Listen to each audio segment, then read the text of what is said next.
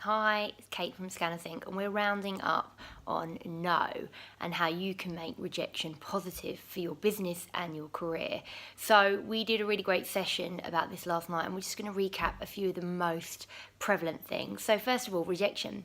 How does it make you feel? We're all going to respond to rejection differently, and it's going to be based on things that have happened in our own life and where we are personally in that moment. So, people last night were saying, it made them feel sad, angry. For some people, it made them feel determined. That's something that I try and call on, a determination to be like, I'm going to do this, regardless of you saying no to me right now. So we all respond really differently, and we all get rejected in different ways. So as a dancer, you might get cut in the studio.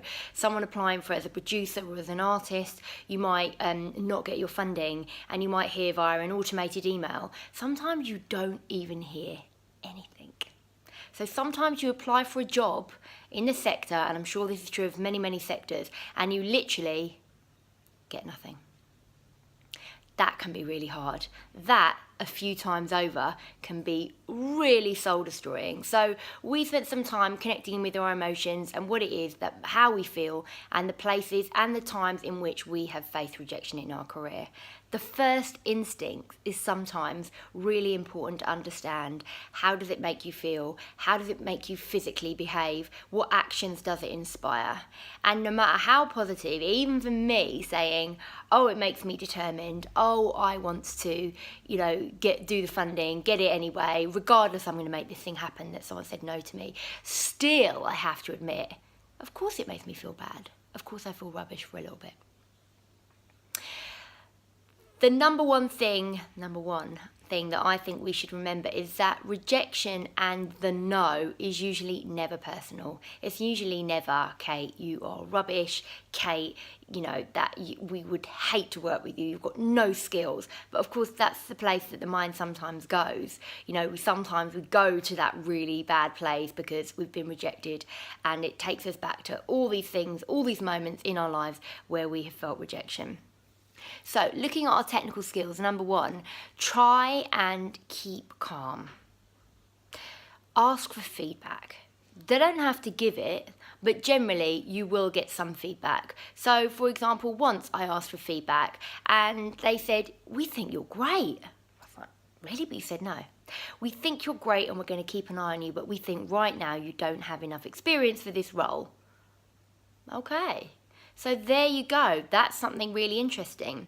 Another time somebody showed me their feedback from a funding application that got turned down, and the funder didn't actually understand what they were trying to achieve. And when we broke it down and we read back through the application together, I was able to sort of agree with the funder and say, you know what, it is really unclear. This isn't what you've written, isn't what you're describing to me. So sometimes there can literally be a disconnect between what you're saying and what is required of the fund, or, which we often experience in our social sessions chats, sometimes you're not that clear, and what's clear in your head doesn't come out clear in your verbal presentation or your written pitch, and that is so common and really, really easy to solve, so don't fear. Analyse the situation, that's important. And then we go back to mindset. Right? What are you going to do with this information? Listen to the feedback. However painful or frustrating or repetitive it may feel. And one of the things I like to do is imagine that this is before I've submitted the application for the job or the funding application or the casting or whatever it is that I'm involved in, that I've been rejected from. And I try and imagine that this person is telling me something, is giving me some helpful hints that I could apply to the original process, yeah? And the reason I do that is because, let's go back to one of the things I feel when I get rejected, is determination. I am going to show you this is the best project and it most definitely should be funded, yeah? So by listening to it in a way that is going to help me write a great award-winning application, it puts me in a different mindset and it makes the things I'm hearing something positive. Also, it should be said that sometimes you don't agree with the feedback you're given, and that's cool. Sometimes I've been given feedback and I think, well, I don't agree with that. I actually don't agree with that. But it's still worth listening to it in a positive mindset, because if you're in a closed mindset, you're not going to gain anything from it. And maybe I was right in my thinking that the feedback wasn't appropriate, or maybe I was wrong, but it doesn't really matter, because the rejection still happened. At that moment, I didn't get that funding or that job or that whatever it was. Yeah, so you've got to listen to it in a positive, clear mindset, so that you can do something about it. In terms of your industry knowledge, straight up, there's going to be loads of people in your situation, loads of dancers that go through a phase, or musicians, of repeatedly getting cut in the casting, loads of people that don't get that record deal, loads of people, do you know what I mean? There's so many of us, and it's good to connect in with your peers, to try and find out maybe how they dealt with it. Have they got some great advice? Did they do it on their own? Is this something that you can just go ahead and create your own system? You can create your own opportunity, because sometimes we can, and we don't need to wait for the opportunity to be given to us. We can actually create our own opportunity. So that's really worth bearing in mind as well.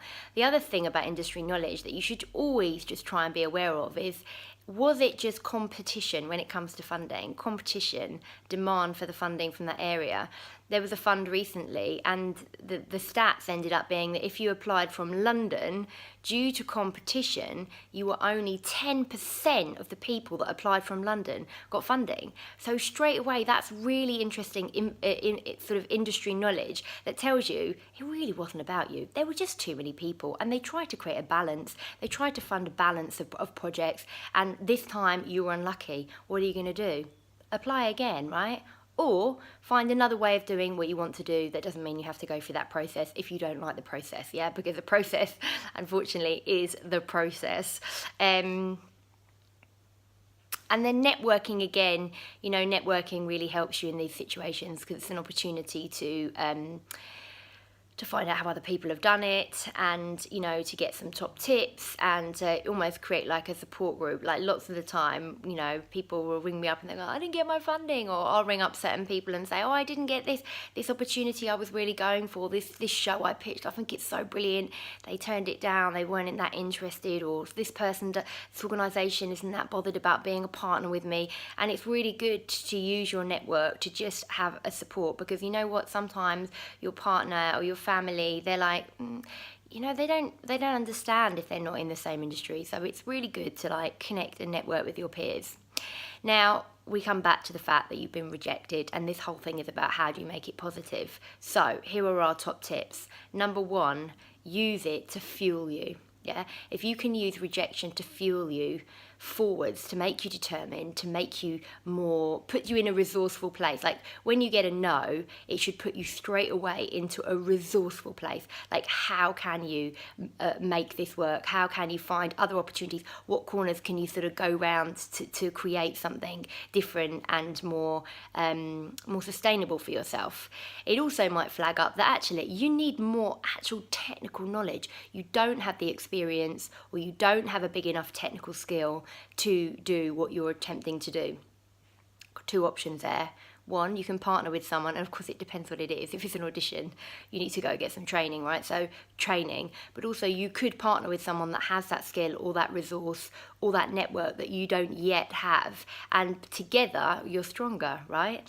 Even if it is a technical skill that physically or creatively you need to be able to do, together go find someone amazing at that thing, and train with them, work with them, learn from them, build your technical skill set, and then when you're ready, try again. Yeah, a no is not a final thing. A no is literally an indicator that right now this wasn't meant to be for whatever reason.